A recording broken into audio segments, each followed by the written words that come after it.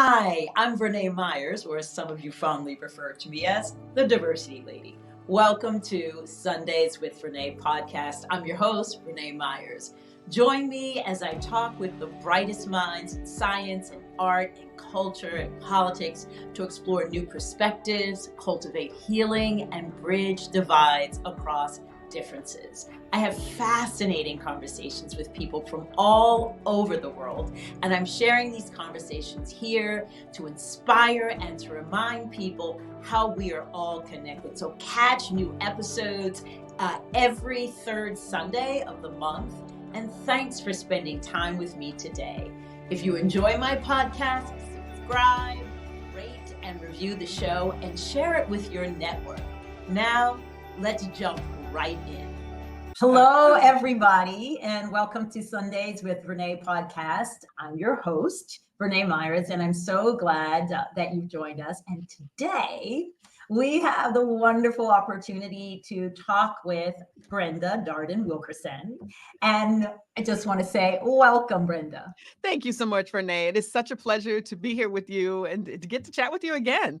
So Brenda Darden Wilkerson is an advocate for access and opportunity and social justice for underrepresented communities in technology. She currently serves as the president and the CEO of Anita B. Org, an organization that connects, inspires, and strives for greater equality for women technologists in business, academia, and government. And she founded the original Computer Science for All program, building computer science classes into the curriculum for every student in the Chicago public schools. And that program served as an inspiration for the Obama Foundation's, the Obama administration's national CS, Computer Science for All initiatives. Brenda was named in 2023 by Forbes 50 over 50 on the list for impact. This third annual list is a collection of founders and innovators and creators and is divided into four broad categories: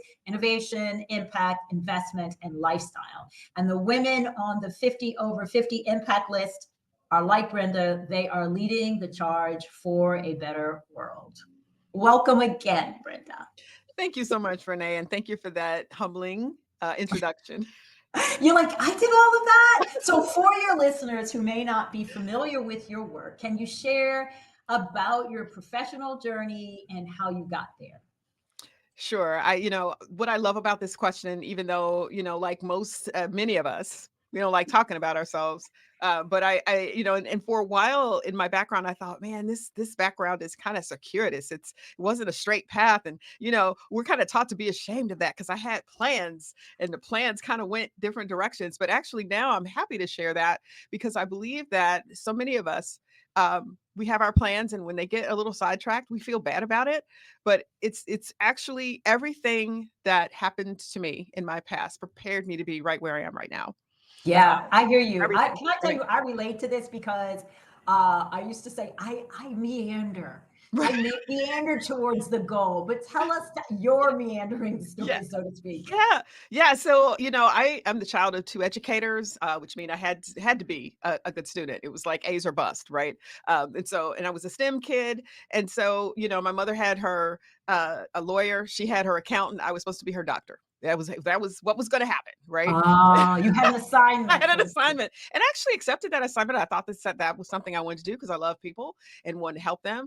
And so when I went to university, I went my pre-med track had me start out majoring in biomedical engineering.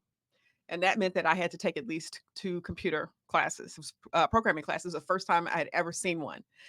Because as I also like to share, grew up in all Black neighborhood. And I always say, caveat, that doesn't mean that we were all poor because people start to get these images in their mind. But segregation was a real thing that has impact on policy. And so the school that I went to did not have computer science. And that's one of the issues that we still address today is the inequity of access around really critical education. So all of a sudden I'm sitting in these computer classes and I'm the only woman many times. I'm definitely the only Black person most times. And I had a chasm to jump because all of the men, they'd had access, Yeah. right? So it was a struggle. So, so I wrote that down in my mind. I was like, why am I in this position? I'm a good student. What happened? Oh, lack of access, like policy that decides where budgets go, et cetera, et cetera. Right. So I don't obviously, know, did you have that feeling where you were like, oh, these people are smarter than me? And then you just realize, oh, no, no, they just have had opportunity and access and time, yeah. right? I think So Malcolm Gladwell talks about that in yeah. one of his books. Yeah. Right. So true. So true. Great book. So, I'd have to say, so I went through all the things because, you look different from everybody who is prepared. The teacher doesn't call on you because he assumes, and you notice I said he assumes that I won't have the answer. And we live in this same dirty water that washes over us and shows us who looks like a computer scientist. And I never saw anybody that looked like me in that role. Now, which was a lie, and we can talk about that later. But the folks that controlled the images did not put images up that encouraged me to think that I was as smart Mm. as anyone else. And I remember at one point in my undergraduate career, I asked my mother if I was any smarter than I was when I left home. And she thought about it for a minute. She said, no, you just know more things. And More so, things. right. So I think that Yeah. answers the question that you asked me. Did I think I was not as smart? Yeah, probably initially. But Hmm. I had to come around. So think about the calories burned, right? To get around that hump that I could have really been burning, really searching for who it was that I was going to become. But obviously, computer scientist is what I became. And it has been my whole career, either at doing it or something adjacent to it. Hmm. Right. And so then, of Hmm. course, you get into your career and you encounter some of those same barriers. Being the only one. Give us a idea of what those barriers look like. Well, sometimes being the only woman on the team, being the only Black person on the team, and being assumed to not be the one, it's like a double-edged sword. First, you're assumed to not know things, but when they find out that you have skills and that you have something to give, they give you a lot of work, but you don't get the promotion, the title, the money. I was never offered any stock, right? So worked in tech for a third of my career. No one ever said equity to me. That word never came out of anyone's mouth. And so again, that's another circuitous route. Because of course my mother's like, you're not a doctor. So I had to deal with that. Right. Yes. And my sister, my lawyer sister, you're not a doctor, You're like, this is actually a legitimate profession. Yeah, and they were like, "What even is that?" So, and I'm saying all of this because there's somebody out there listening. There are a lot of people out there listening, probably have some of these similar experiences. You're questioning what happened to me. I thought I was going to do is what I'm doing that, right? But I actually was in the beginning of a really important industry that is touching everything right now. Right. So Yes. and I was experiencing things that now give me the empathy, the direct empathy. I understand. I have the same experiences as so many people that I represent. It's not intellectual to me. When you say you never got equity, Yeah. I'm wondering if your experience was similar to mine in the sense that I didn't even know that people got equity. Exactly. Right? So And you if don't you know don't to know, ask for it, you you don't don't know know to to look ask for for it. it. Right. So Yeah. when they leave that out of your compensation package, you think, because you've been just told, go get a good job. Go and get a good job. I got good jobs. I didn't realize until later just how underpaid I was compared to my male counterparts Yes. and my minoritized counterparts. I didn't know. What you don't know, how there's that saying, what you don't know won't hurt you? No, what you don't know will kill you. It'll keep Right? you, And it'll keep you broke. you don't have people around you going, make sure you ask for a percentage of the company, Right. or that work, that perspiration that Right. you're investing actually should ultimately Right. result in a piece of the company, Right. or no one's No one's really telling you saying that. that. No Yeah. one's telling you that. And all the boards that I had ever been invited to were nonprofit boards, which were the ones that expected that I would pay money. So I didn't even know that you could get paid. Right? I mean, I'm just saying, I didn't know. I'm the kid of two educators. There's no equity in education, right? Yeah. So many times. So again, all of this was preparing me for where I am now to be able to advocate for people and understand what access should look like because I didn't have it. So it's not intellectual to me. Yeah. Right? And so even when I got into education, because pregnant, okay, here's my age, wearing that beeper. I was like, with our first baby, I was like, I don't know if I want to be up babysitting software in the middle of the night as I Yes. rock my child. And that's when I got into education. And I actually ran a continuing education program that trained people who wanted to take continuing ed classes to get into tech. And so my Uh-huh. students were from 20 to 80. Literally, I had an 80-year-old guy in one of my classes. And he was serious. I'm changing my career. And I was like, well, okay. But as I was talking to them, many of them could have been me, Vernā, because they had been talked out of it, or they had been Mm. told, you're not, girls aren't good at math, or, well, you're not good at that. That's not for you, honey. Now, lucky for me, I had parents and, that were like, oh no, right? She's going forward. And so now they're 25, 35, 45, and they're sitting in my class on the weekends and on the night trying to learn something to get a bridge. And I thought that was my first spark. I created bridges for them to go from where they Mm. were into tech. But I was hearing things like this. Yeah, Miss Smith said I wasn't good at math. Miss Smith said the girl shouldn't do that. Or Mr. Jones said I'm not good at science. And I was like, I wasn't seeing that in these people. So that's what taught me when I got the opportunity to go into K-12, I need to talk to Miss Smith and Mr. Jones. Yes. And so when you're in Chicago and you're creating this computer science for all, Yes. how do you tell me what that program was like Yeah. and what the experience was for both you and those who are participating in Yes. that program?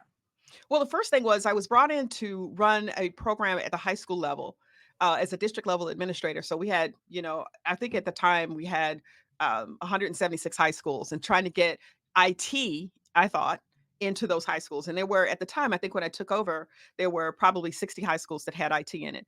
But my administration actually was trying to shut it down because they were hearing that the industry was, what they were hearing is that the industry was changing what they called a computer programmer. But in their mind, that meant there weren't any anymore and that they were all offshore. And so they, in their mind, I don't know what they thought I was going to do, but they thought I was decreasing, not increasing the program. And I thought, so my first thing was to educate the administrators. No, no, no, no, no, no. We need more. And I had a little jingle. We need more IT, not less IT. And I'd say, and then so because blah, blah, and blah, and blah, and therefore we need more IT, not less IT. I had to become a cheerleader salesman. I thought I'm just a nerd, but I had to learn.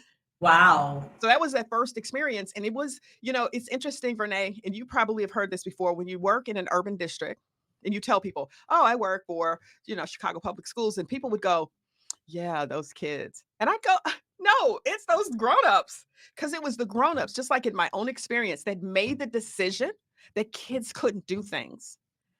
And so what I had to do is go around and find those principals who were willing to let me try, who had a teacher who was willing to try.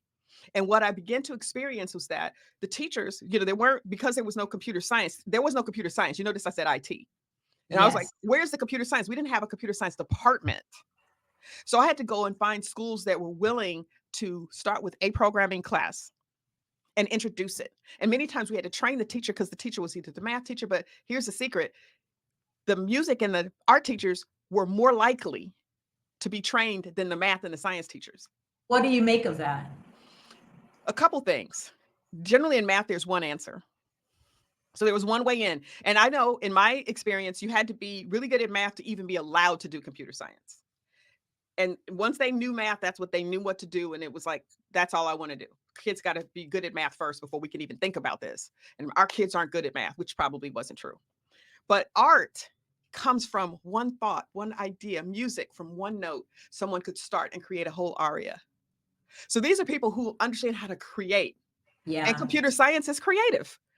So they ended up being the ones that would convert to being my computer science teacher. So I learned that you got to find the willing. Find the willing. Not the logical. The logical suggestion is not always the right one. Find the person or the group of people who are willing.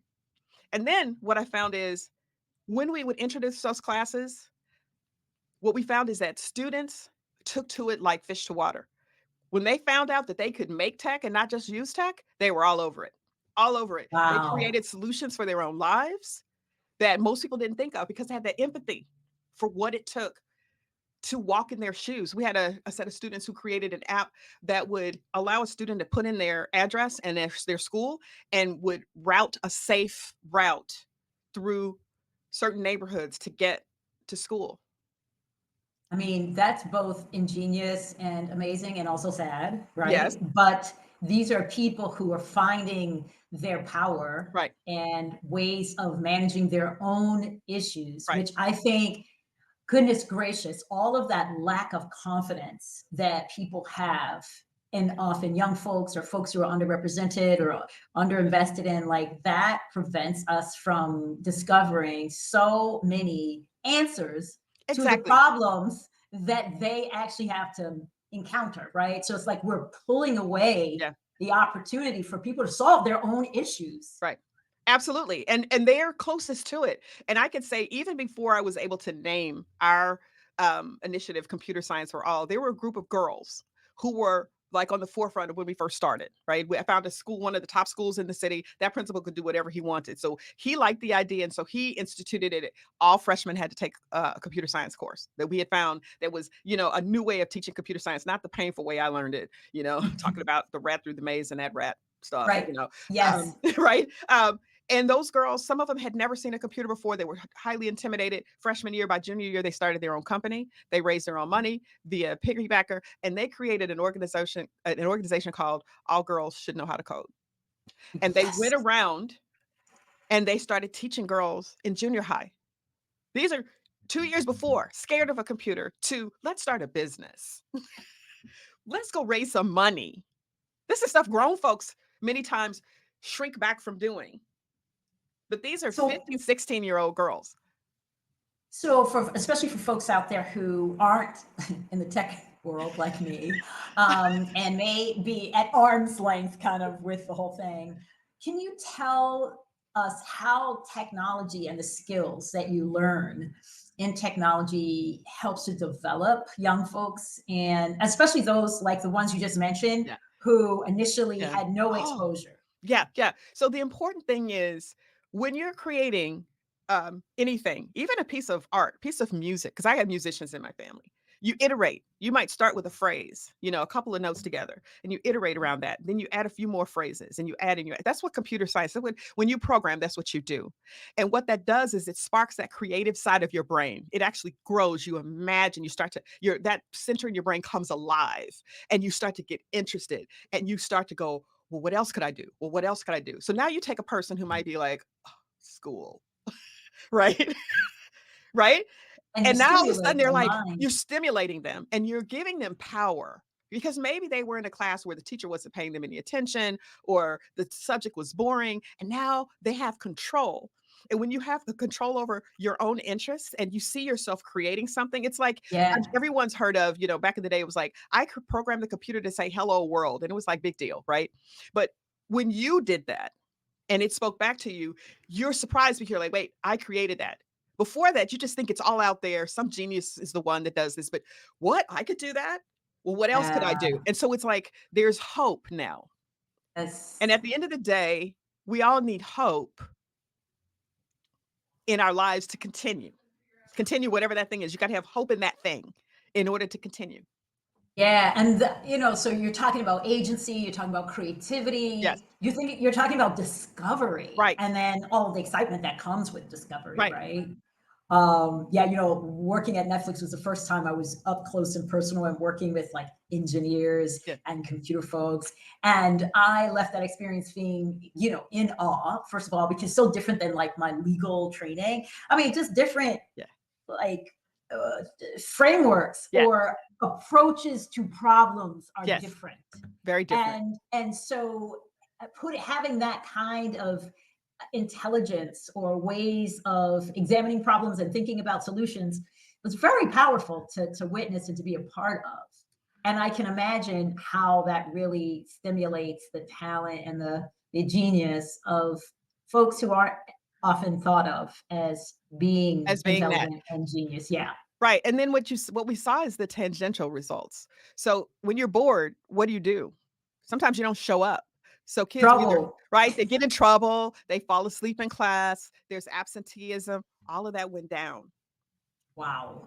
right? And so it's like we need to engage students. A lot of what we do in the educational system, not to knock the educational system, we've been doing for hundreds of years. Yes. And so there's a need to innovate around how you reach people. And we've done some of that project-based learning, engaging. Well, you saw the engineers working together, right? Well, in school, many times, at least when I was in school, it's like, look at your own paper. You don't talk to your neighbor. That's totally opposite of what happens when you go to work. Yes. Yes. The And so, collaborative piece. And right, then also, I don't know if this is true, but what I noticed is that there are very few mistakes, right? A mistake is actually useful, right. Oh, in the process. Well, yeah, I mean, I don't know anything that I learned unless I messed it up. I mean, that really means something to me, that really changed how I did things going forward. It was because I made that mistake and I had to sit and scratch my head. I had to iterate. I had to ask for help. I had to collaborate with somebody else, get new ideas. All these things we want out of people when they become productive in the workplace. Isn't that right? It's so true. Well, And okay, here's the thing I'm wondering, Brenda, because you got on this road and you started doing all this yeah. great stuff, and you used to be like a person who wasn't moving in this direction. Was there a person Mm. who played the role that you played for these students? Was there a person or a moment that really pulled you or attracted you into this area of work? So when I was growing up, I everybody in my house was a creative. My mother was a musician. She made us all musicians. Everybody had to learn to play the piano. And I really wanted to do that. I wanted to be a creative. And she said, no, STEM, doctor, lawyer, engineer, and you get to be the doctor. And so I really had that creative side to me. When I got into computer science, it was creative, but I also love the people. And so finding a way to combine the two was what drove me. How can I create these? Because I'm a nerd, just, full stop. So I love the bits and the bytes and I love creating it. But for whom? Not for me, not just because it's cute, but how can I use this to serve people? And then when I found out what I could do and that I could have a really cool career in something that is touching everything, I want everybody to have that opportunity. I wanted them to at least have the choice. Because one of the things that I taught my children growing up, I said, look, I want you to grow up and live free in a free country. I didn't know how much that last phrase was going to be. We're not talking about that today. Okay, okay. Or maybe we are. I didn't realize, but that's what I said to them. And I said, so what is the definition of freedom? And I taught them that that was choices. I said, the person who has choices is free. The person who has no choices is not free. And I thought, here's a career that gives you so many choices, right? You can work anywhere. We've seen now you can work anytime. You can contribute to so many different verticals. You can work in government, you can work in corporate, you can create your own business, you can work in education. It's the sky is the limit. And I wanted more people to have that freedom. Yeah. So Yeah. that was that spark for me, and especially when I saw people 35, 45, 55 just reaching for something that someone had put up a barrier for them before. And I thought, yeah, down with barriers. Down What can with I do? barriers, down with limitations, Right, right. down with mythology that That's keeps right. you from reaching Yes, your best. So yes, you created Anita B. I want to hear about what you all do, yeah, who you do it for, and yeah. how people might know more about all of the both the triumphs as well as the barriers for women in particular, women and non-binary folks. Well, thank you for that accolade, but I didn't create Anita B. I came over to an organization that had existed for 2 decades before me. And Thank you for it telling me yeah, that. yeah, yeah. So Anita, it's after our co-founder whose name was Anita Borg. So that's why we call ourselves AnitaB.org. It's really her name. It's a play on her name. And, but it was, part of the question you asked me earlier is, how did I get here now? So I was in, Chicago Public Schools. We had actually created a graduation requirement. So there was no more certain kids could get computer science, others could not. It was a corrective action. Let's correct this nonsense of there only being certain kids that get the access to this opportunity. And I was pretty much shepherding that through. And this opportunity came along because I got to be part of the initiative that the President Obama administration was starting to make that a national initiative. And really, if Hillary had won the election, she was prepared to take that forward. But, you know, Mhm. there's another story there. And so as I was doing that work, I met some really incredible pioneers around the country who were trying to do the same things in their environment. And President Obama's CTO actually was the one that threw my hat in the ring to come over and take over. The previous CEO was retiring and they were looking for a replacement. And this is back to that circuitous route, right? So now I've gotten this degree that was out of reach because I didn't know about it. And then I've worked in an industry and I took my 1,000 paper cuts, as Megan Smith would say. And then I went into education and I knew what it meant to be pregnant or to have a baby and have to go to my car when it was 2 below zero and express milk in the car. So all this stuff I'm experienced. Then I go into education and I see what we need to change in education in order to make access. And then I remembered the same things that I had experienced when I was a tech woman was still happening. We were still less than 50%, even though we're over 50% of the population. We were still, and so the AnitaB.org organization exists to break down barriers for women who are in tech or who want to get into tech. So it was the other part of the ecosystem that I had been in before, but had left to go to education. And I remember one day I thought to myself, because I really was in love with what I was doing. And I thought to myself, what if a little girl comes up to me? Because I was always saying, look, if you learn this, the sky's the limit. The sky's the limit. There's not going to be anything you can't do. And I imagine a little girl coming up to me saying, Mrs. Wilkerson, you told me that if I would learn this, the sky would be the limit. And it's not. And that hit me right here. And I thought, I'm going to take this opportunity and see what I can do on the other side to bring down those barriers for women who are in tech, who aren't getting promoted like they should, who are not being retained. Because I don't know if you knew this, the average age at which tech women leave the industry is 35. Sorry, that vision of that little girl Right. really, yeah, that really struck me as well. It did it for me. Why 35? What's going on? What's the environment that women face now? Yeah. So so you picture a woman, she gets out of undergraduate school, goes right in. So she's 21, 22, or she goes for a master's degree, she's 25, 26. By 35, she's put in 15 years. She should really be in management, maybe even potentially in upper management. Many times she's still at the entry level. She might have gotten a promotion or two. She's stuck in the middle and they cannot figure out what to do with her. And so she starts to see people who came in under her, who are men, move ahead of her.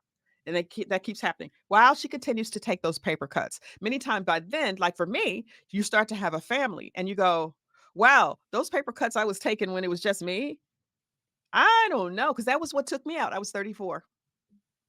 Yeah, I had heard also statistically that, there are a lot of great work that has been done to have women enter the education area. So they're graduating with Yes. degrees and And student doing debt. incredibly well. But within no time, they are deciding to go elsewhere, They are. outside of the profession. And that is just a loss of talent. It's a huge brain drain. And here's another sad statistic for you. It's not really a statistic yet that I know, but it's what I experienced. Because again, I had been working with lots of students across the country. By the time I was done with Chicago Public Schools, I had worked not only with the White House, but various states like New York, California, et cetera. And what I was starting to see is those kids were graduating. They were going to college. They had a better idea of how to go seek out what they wanted: data science, computer science, information science, and they were getting those educations. And then when they would go for their internships, they'd run smack dab into the bro culture. And they'd be talked over. So, for instance, some of those girls that I told you about who, by the time they got to college, not only had they started a business or two, they had won national or international accolades for the types of things that they were in. Yet, when they would go for their internships, they would go, who are you, little girl? I bet you don't know. The assumption was, you don't know anything. But why would we let you on our team? And Yeah. the younger generation doesn't put up with stuff like we did. We would shoot up, No. right? We would go back in there to get another punch. And like, okay, all right, let me just pick myself up and go. They are like making decisions, Yeah. right? Right. And so the sad thing is we begin to see some of those students graduate and decide that they didn't want to be in tech. Mhm. And I'm like, wait a minute. We worked this hard to get you access, to get you in. You're exactly what we need, but the culture Yeah. is not conducive to receiving you. Yes. Yeah. Yeah. I mean, sadly, that's several industries where Yeah. the inclusion is not there, the support's not there, the mentoring is not there.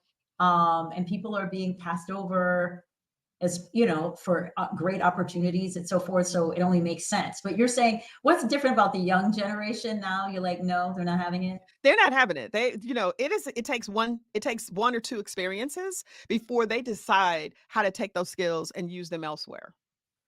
Right. And and again, the definition of freedom is choices. We want them to have choices, but we want them to have choices that are based on positive experiences, not, Hmm. oh, I can't be bothered with this, Hmm. because people Hmm. are treating them as less than the equal that they are. And Share with us some of the ways that in Anita B, you all are trying to make a difference for these younger women and with just Yeah. also women in general, non-binary folks. Right. So, first of all, you're one of my sheroes. You know how important this work is.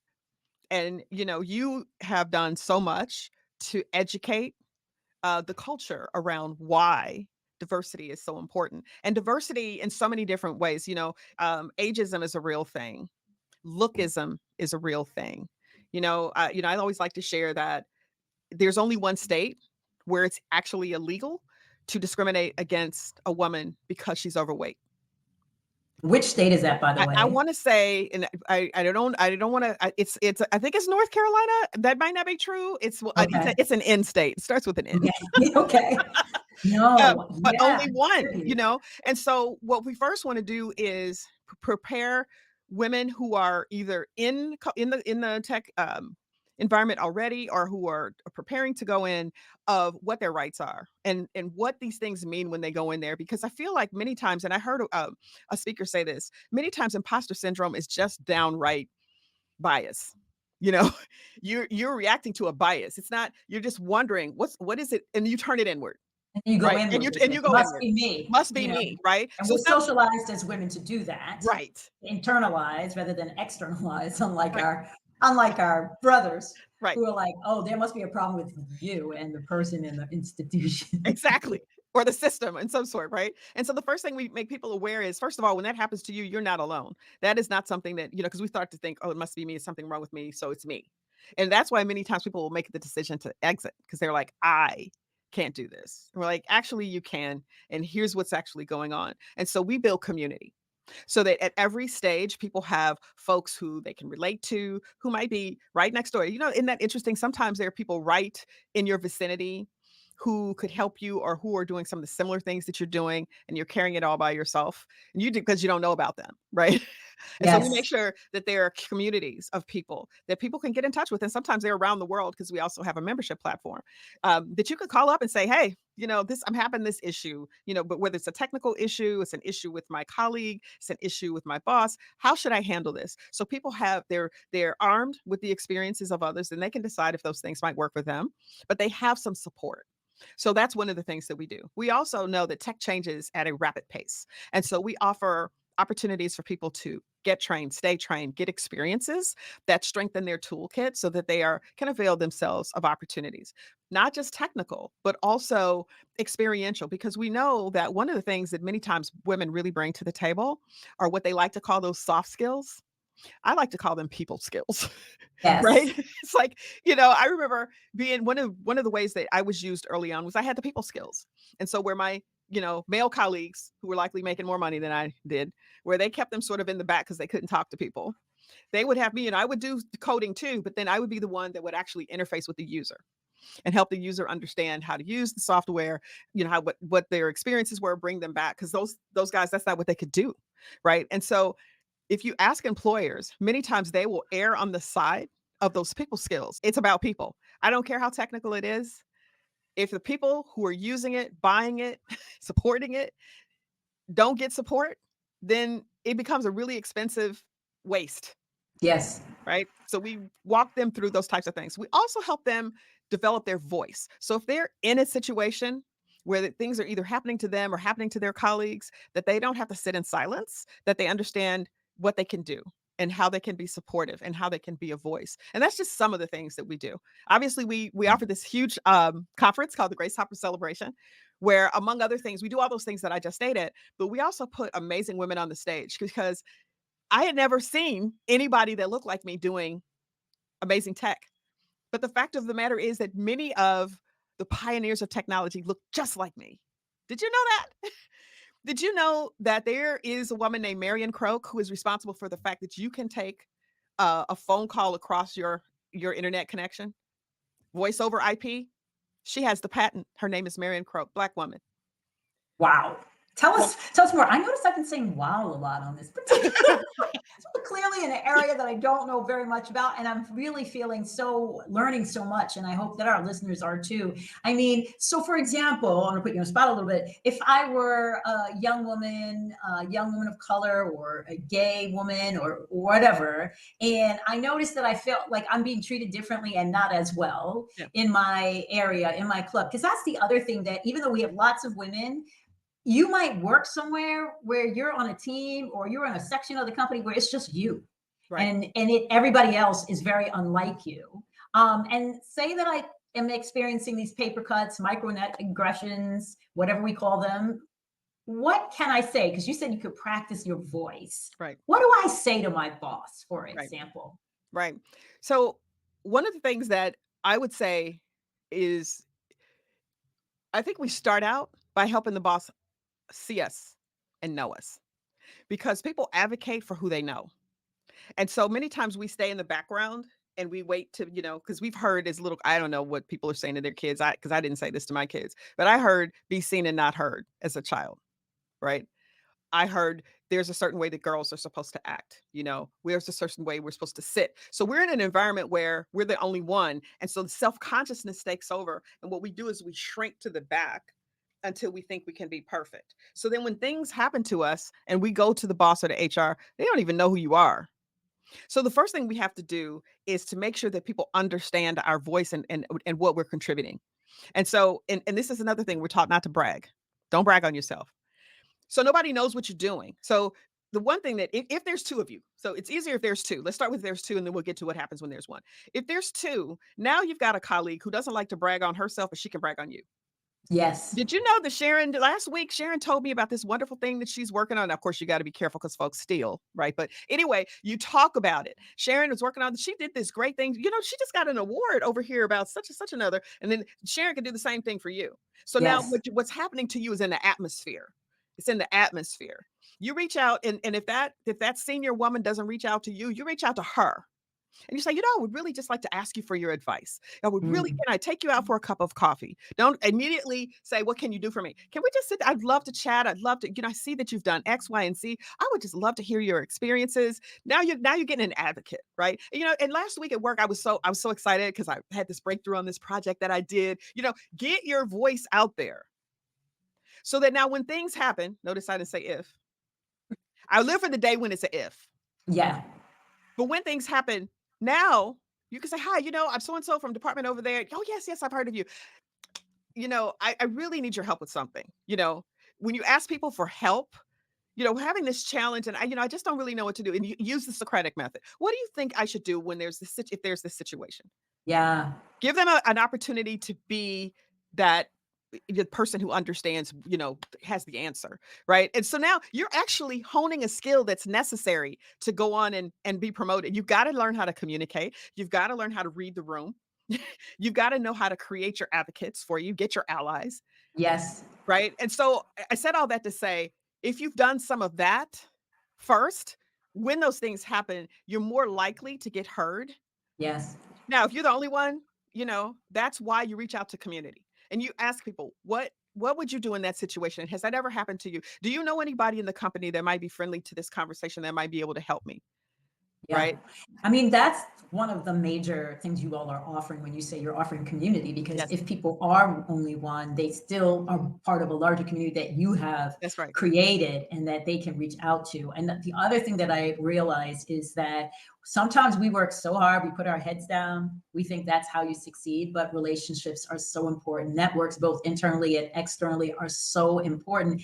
And I also think don't assume that because somebody is not like you, that they Right. don't like you. Right. You know what I'm saying?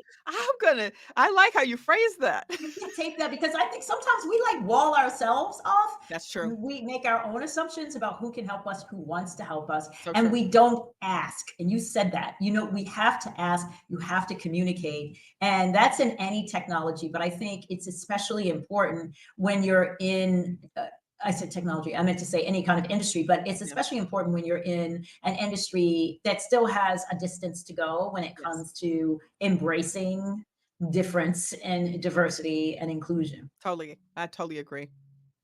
But I also am wondering, like, how, as you're looking into the future, because that's part of your job, I'm sure. Yes.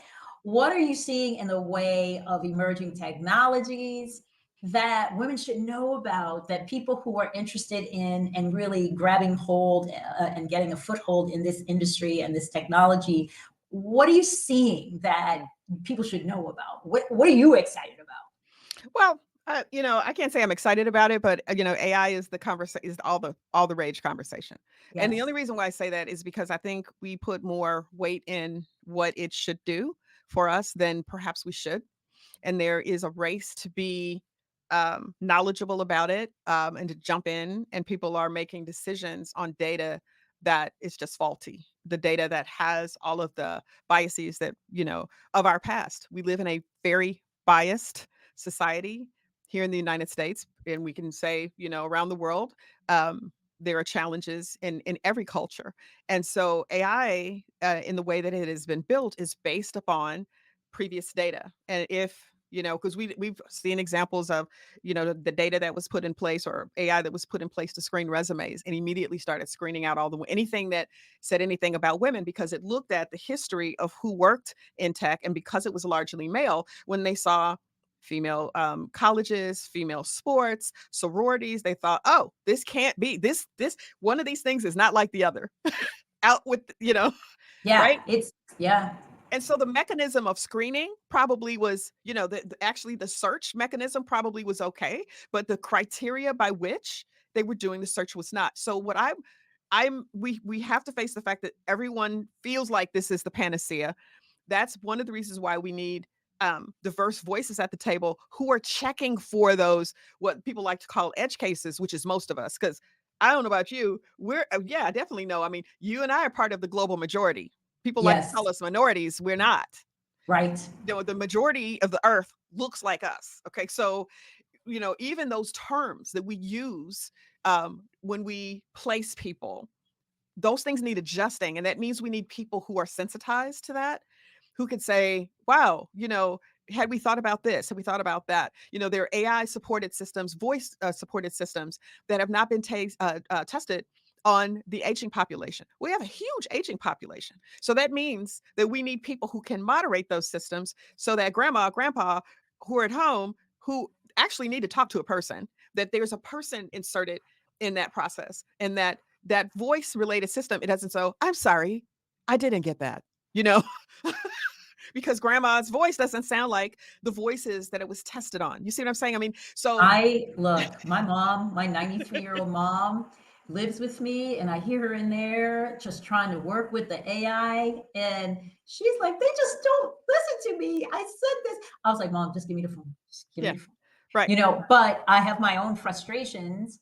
Okay, what's best case scenario for AI when it comes to really starting to create more inclusion, more opportunity, more, justice Yeah, for folks? yeah. Because I love this idea, computer science for all, Right, right, right? right, What's the best case scenario that we start moving towards inclusion of all? right. And I think we know that you already suggested some of the downsides. Mhm. What's the best case scenario? What can we do with AI that maybe we couldn't have done as easily or as quickly before, that will really advance social justice? Well, I mean, when you think about medicine, and again, aging population, or the difference between, disinvested parts of the population, rural communities where we hear every day hospitals are closing down. And so telemedicine is really important, and the types of systems that are being created that could actually help diagnose things in, long distance. That's a good thing, right? Yeah, yeah. But we got to make sure that we don't add those biases. We need people to say, okay, where in there are you deciding, like, for instance, my mother died of kidney failure. She was never offered a kidney transplant because the systems say, that there's a higher level of threshold that certain people, born out of very bad science, um, can tolerate things such that certain folks die at alarming rates, because we're reading this. The system says, the system Yes. says, right? And so it's like, well, where question who's there to question the system? So in the best case scenario, we have an open system that tells us why it's coming to those conclusions, so that we can see, okay, That's incorrect. Like, I gave an example in one talk that I gave, that there was this AI that was, somebody put in place because they wanted to be able to tell the difference between train it to tell the difference between wolves and huskies, and it was doing a pretty good job. But the good thing about this AI is you could ask it why it was coming to these conclusions. You know what it said? Oh no, what? If it was a husky, they weren't looking at the animal at all. They were looking at whether or not there was snow. Seriously. Okay. So if there was snow, it was a husky. If there was no snow, it was a wolf. Now, Okay. because we, I mean, that's obviously faulty, right? But because we knew that it wasn't black box like a lot of AI is, people want to I keep that see. secret, right? I Then see. somebody could get in and say, no, no, no. Now let's bring that closer to home. If an AI is it seems that most of the people that it's turning down for home mortgages are of a certain population, and you can ask them why, and you see that historically certain sounding names Mhm. weren't getting mortgages and other sounding names were. You can say, don't look at that, don't use that. You could pull that out as a criteria. So that's what I'm looking for. I'm like, the system should not ever be left to its own devices, Yes. and Yes. the people who are sitting there working on the system should look like everybody that's going to use the system, right? Yes. Because it just makes common sense, so that tech can be that highest and best use and service of people. And we can do this. It's not impossible. I believe that. I believe that. I mean, you've been at this for a while in various capacities and roles. How do you, first of all, are we making progress? And then how do you measure progress when it comes to, Yeah. for example, racial equity or gender equity in the tech field? Have we made some progress? And what are the metrics that would allow us to know how well we're doing? So in terms of, there's good news, there's always good news and there's bad news. The good news is obviously we innovate in the tech sphere. We create things that are impactful on our lives. The bad news is because we have blind spots, and the blind spots come about because we don't really have that diversity at the table that we need, and and also the patience to ensure that something works. Right? There's in my opinion, there's this race to the market that many times leaves out. There's a great book, and I'm not going to remember the name of the author. It's called Think Again, and in there, he talks about how we start to make assumptions based upon just isms that we know. So we base a lot of our assumptions when we design things on things like that. We actually do, right? And so, but if we slow down and actually do become a scientist, because I'm a scientist, you test your hypothesis. So if we get more into testing our hypothesis and not just on one population or one age group or one circumstance or one situation, like for instance, hormone replacement therapy, for they you still people will talk about the dangers of hormone replacement therapy on women. It was based on one study, one study where one woman got breast cancer. One. Now there have been subsequent studies, but people don't. They've they had that so fixed in their minds. So what gives me hope is if people can realize that you need to constantly be checking yourself. Did I is this right? Is my math right? Does this work for everybody? Okay, it worked last year. Does it work this year? Does it work on this age group? In these circumstances, under this pressure? I mean, right? That's science to me. And so in in my reality, in my dreams, that's what happens in tech when it works for everybody. Yeah, yeah. And how's it working so far? Do you feel like your efforts are making a difference? And Yeah. if so, in what way? So yeah, and I think you asked that of me, and I Yeah. didn't answer. So we make progress and then we backslide. And there are things that happen. So, COVID was a big backslide. Many women had to leave the market because of really cultural things, because of the weight on the things that they have to do at home, and the schools were closed. And so they were homeschooling their kids, etc. And that imbalance at home. So many times when people say, well, you're dealing with tech women, you're only concerned with the things that happen, at work. And I was like, no, because if you can't get childcare, you can't get to work. If you can't, if you don't get maternal leave, then all kinds of bad things happen there. If you don't have parental leave, then the woman is home with a brand new baby while she's trying to heal her body, right? So we have a policy arm where we work to address policies, both at the, federal level, state, city level, but also within companies. And so we've seen some companies adopt policies where they have addressed parental leave or a lot of the things that are supportive to women remaining in the workplace. So we see those positive habits. We see others that are not doing that. Let's talk about the tech layoffs. A lot of the progress that we made Mhm. gets erased because we know generally it's the last hired that are fired. So the progress that we made over the last few years gets eroded. So one of the things that I say to people is I'm hoping to put myself out of business. You and me both. Right? I don't see us going out of business anytime soon, but I do see bright spots. I do see companies that get it. Even as we see diversity under pressure, I see companies that are standing their ground. I see people understanding that the companies are really the biggest beneficiary of diversity because that's where innovation works. It hits their bottom line, right? So, yes, we're making progress. And many times the backlash that we see now against diversity is one of the indicators that we're making progress, right? Agree wholeheartedly. Tell me if you're, I feel like some of our listeners might be leaders or of companies or Yes. teams or whatever. What can organizations do to support women, to support people from underrepresented groups when it comes to this work?